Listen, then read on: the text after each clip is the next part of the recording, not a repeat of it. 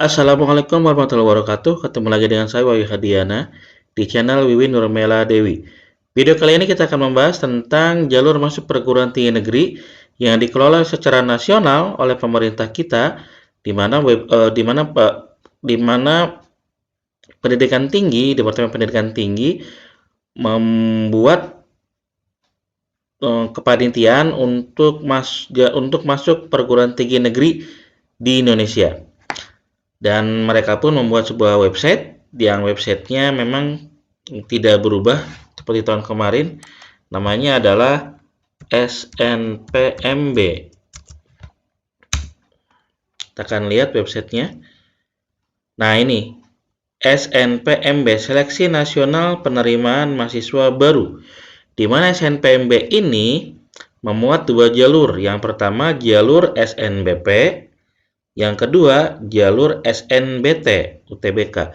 SNBP ini adalah jalur tes tanpa tes atau jalur rapot yang setiap tahunnya, dan mulai tahun kemarin namanya SNBP. Sebelumnya namanya adalah SNMPTN atau Senam PTN, atau ya namanya beda-beda ya. Nah, 2 tahun sekarang ini namanya SNBP, Seleksi Nasional Berbasis Prestasi. Nah, kita akan melihat jadwalnya, karena sampai sekarang pun belum ada perubahan tentang SNPMB yang memuat SNBP dan UTBK SNBT dari peraturan dari seperti tahun kemarin. Hal pertama yang kita lihat adalah yang pertama di sini jadwal SNBP. Yang pertama ada kuota sekolah. Tahun kemarin pengumuman kuota sekolah 28 Desember tahun 2022. Penutupan masa sanggahnya kuota sekolah 17 Januari 2023. Nah, bagaimana kita melihatnya? Kita akan coba klik di SNBP di sini. Sini akan muncul kuota sekolah. Kuota sekolah bisa berdasarkan lokasi. Kita akan coba klik lokasi. Klik Jawa Barat. Setelah itu kita ke kabupaten, ke Kuningan, dan lihat di sini ada sekolah negeri dan sekolah swasta yang ada di Kabupaten Kuningan. Kita akan contohnya ngambil SMA Negeri 1 Kuningan.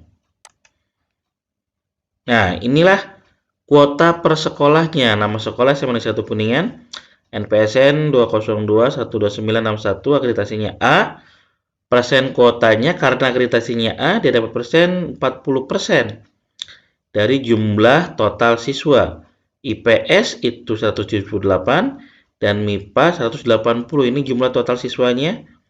Dan kuotanya IPS mendapatkan kuota 72 siswa dan MIPA-nya mendapatkan kuota 72 siswa juga. Apa maksudnya? Jadi maksudnya yang boleh mendaftar di kuota siswa ini untuk jalur di SMA Negeri 1 Kuningan itu hanya IPS-nya hanya 72 dan MIPA-nya hanya 72 juga. Dari mana? Dari 40%, 178. Ini 72. Dari 40%, dari 180. Ini 72 juga. Jadi gitu ya. Dan kuota sekolah ini berbeda-beda masing-masing sekolahnya, tergantung dari jumlah siswa di IPA dan IPS-nya. Kebetulan tahun sekarang ini adalah terakhir, kelas 12 ini terakhir untuk kurikulum 13 atau Kurtilas, karena kelas 11-nya sudah masuk ke Kurmed. Jadi untuk kelas 12 ini masih ada IPA dan IPS, ilmu pengetahuan sosial, dan MIPA. IPA-IPS saja deh menyebutnya ya, IPA-IPS. Nah, Pak, bagaimana kalau kita melihat IPA-nya berapa orang gitu, IPA-nya berapa orang dan MIPA-nya berapa orang, tergantung dari sekolahnya masing-masing dan akreditasi. Di sini ada persyaratan sekolah. Di sini ada nih persyaratan sekolah. Yang pertama, sekolah harus mempunyai NPSN. Ketentuan akreditasi, jika akreditasinya A, dia mendapatkan 40% terbaik di sekolahnya. Jika akreditasinya B, hanya 25% terbaik di sekolahnya. Jika akreditasinya C dan lainnya, hanya 5% terbaik di sekolahnya. Yang terakhir, mengisi pangkalan data sekolah siswa. Nanti ini ada mengisi nilai bagi yang eligible. Eligible itu yang 40%. Nah, bagaimana menghitungnya? Menghitungnya Kalau tidak salah ada di bawah nih, ketentuan pemeringkatan siswa oleh sekolah. Pemeringkatan siswa dilakukan oleh sekolah dengan memperhitungkan nilai rata semua mata pelajaran semester 1 sampai dengan semester 5. Yang pertama. Yang kedua, sekolah dapat menambahkan kriteria lain berupa prestasi akademik dalam menentukan peringkat siswa bila ada nilai yang sama. Yang ketiga, jumlah siswa yang masuk dalam pemeringkatan sesuai dengan ketentuan kuota akreditasi sekolah. Oke, kita akan coba simulasi. Saya akan membuat simulasi sebentar. Mudah-mudahan bisa dipahami ya. Contoh akreditasinya itu adalah A. Maka sekolah itu mendapatkan 40% kuotanya. Kuotanya dari IPA dan IPS. Saya kasih contoh IPS-nya kayak tadi, seperti sampel 1 Kuningan. IPS-nya ada 172 dikali 40%, berarti dia mendapatkan kuota 72 siswa. Begitupun IPA, untuk yang tadi dia 180 dikali 40%, maka dia di situ 72 siswa juga. Ini dibulatkan ya. Saya nggak tahu apakah ini dibulatkannya. Kalau tidak salah dibulatkan ke atas. Kalau yang ini mungkin dibulatkan ke bawah. Jadi 72 siswa juga semuanya.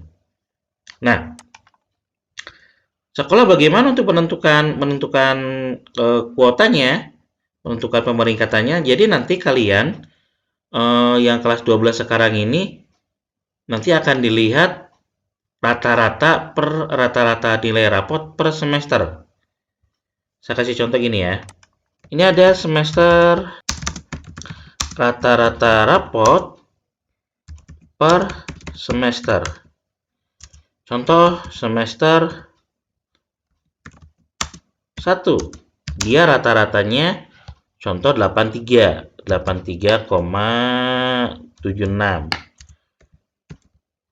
Oh, jangan 83 deh. Ini contoh aja ya. Contoh 80,76. Semester 2 dia rata-ratanya 82,59. Semester 3 dia rata-ratanya 84,73. Dan semester 4 rata-ratanya naik lagi 87,98. Nah, yang sekarang, contoh yang sekarang, saya kasih contoh yang semester 5 sekarang, dia ternyata naik lagi rata-ratanya. Itu adalah 90,85. Nah, rata-rata ini nanti kita akan rata-ratakan kembali. Ini dijumlahkan bagi dengan 5. Jadi kalau saya jumlahkan ini berarti, sebentar ya, kita jumlahnya berapa nih? Ini jumlahnya berarti, nah setelah dijumlahkan ternyata dia jumlah nilainya itu 429,83. Nah, ini jumlah ini nanti kita akan bagi jumlah rata-rata dibagi jumlah semester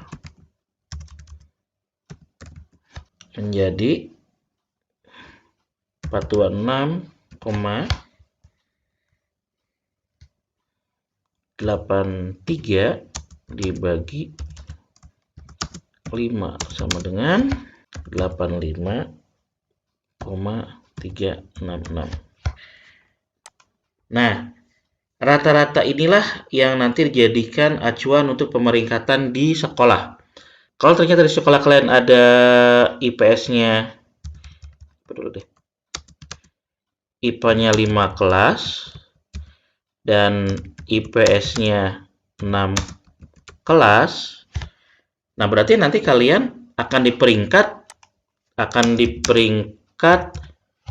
dari 5 kelas ini gitu. Contoh satu kelasnya itu satu kelasnya 30 siswa. Saya kasih contoh gitu ya. Nah, berarti kalau 5 kelas berarti 5 dikali 30 sama dengan 150 siswa. Nah, nanti akan diperingkat 1 sampai 150 siswa. Yang boleh mendaftar yang mana? Hanya peringkat 1 sampai 72 aja. Yang di sini nih. Berarti kalau 6 kelas